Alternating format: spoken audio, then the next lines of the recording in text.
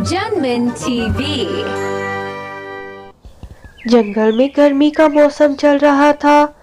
जंगल के सभी परिंदे बहुत ज्यादा परेशान थे। सुंदरी कवि भी काफी देर से खाना तलाश कर रही थी, मगर उसे कहीं दाना नजर नहीं आया। तभी उसे रानो चिड़िया नजर आती है। मेरा तो उड़ते उड़ते बुरा हाल हो गया है। रानो चिड़िया, तुम ये दाना कहाँ से लाई हो? मैं तो दाना तलाश करते करते थक गई हूँ, मगर नदी के आसपास भी कहीं कोई परिंदा भी नहीं और दाना भी नहीं। आप सही कह रही है सुंदरी बहन, हमारे जंगल में तो दाना बिल्कुल ही खत्म हो गया है। मैं ये दाना तो दूसरे जंगल बहुत दूर से लेकर आई हूँ।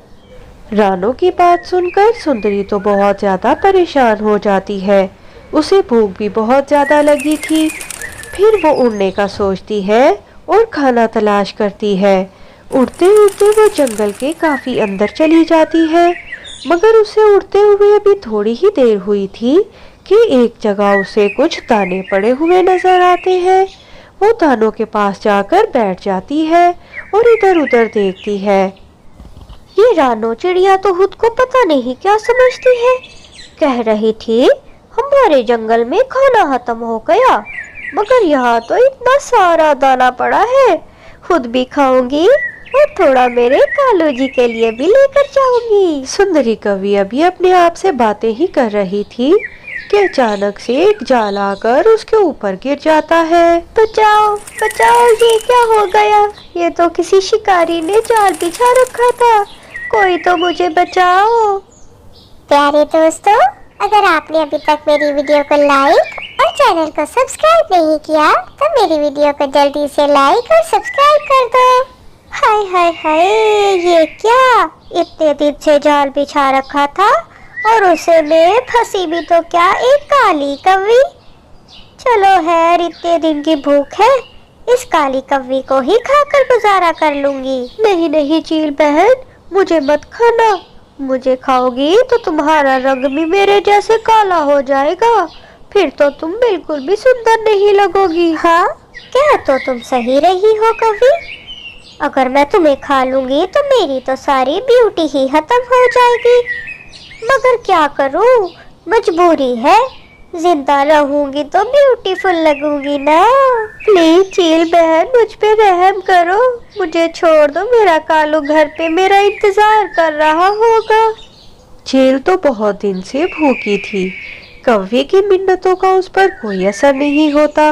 वो तो कव्वे को पकाने का इंतजाम कर रही होती है। दिल तो चाह रहा है इस कव्वे की कव्वा बिरयानी बनाकर खाऊं, मगर ये भूख इतनी देर बर्दाश्त नहीं होगी। मैं तो इसका सूप ही बनाकर पीऊंगी।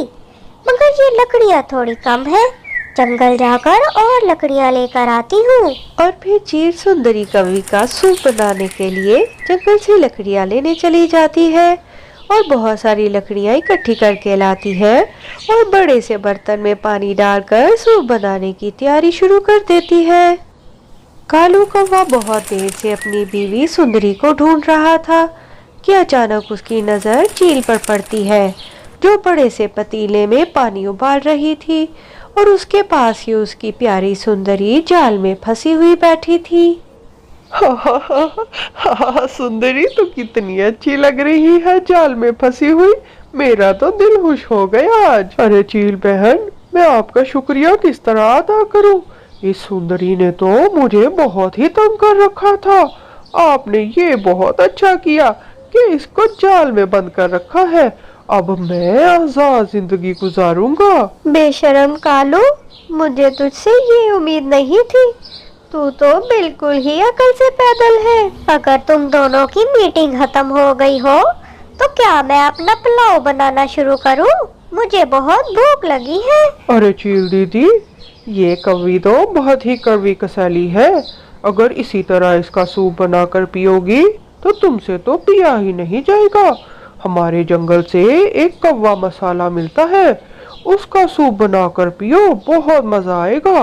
तुम रुको, मैं अब भी तुम्हारे लिए वो मसाला लेकर आता हूँ। अरे हाँ, इसका इतना काला रंग देखकर तो मेरा पहले ही सूप पीने का दिल नहीं कर रहा।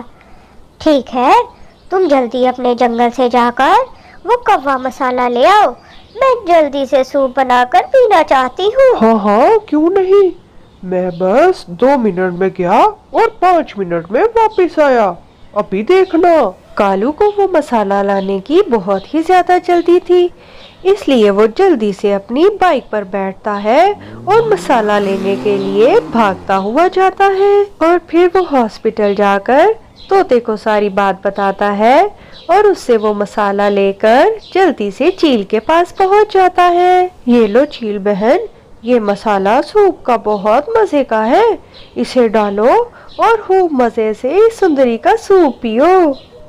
कालू कौवा वो मसाला चील को देता है और वो सूप में डाल देती है, मगर चील कहती है कि मैं पहले सूप को चखूंगी और फिर सुंदरी को अंदर डालूंगी। मगर जैसे ही वो सूप को चखती है, उसे क्या पता था वो सूप मसाला नहीं, वो तो जहर था। वो पीते ही चील तो वहीं पर गिर जाती है और मर जाती है। अरे वाह मेरे कालू जी, तुमने तो बहुत अच्छा दिमाग लड़ाया है। इस चील के पास तो बहुत सारा खाना है। चलो अब हम दोनों लेते हैं और अपने घर की तरफ चलते हैं। आखिर उन दोनों को उनकी समझदारी उनको चील का खाना बनने से बचा लेती है और वो चील का सारा खाना लेकर वहां से भाग जाते हैं। कहानी अच्छी लगी है तो लाइक करो और मजे की कहानियां देखने के लिए चैनल को सब्सक्राइब करो।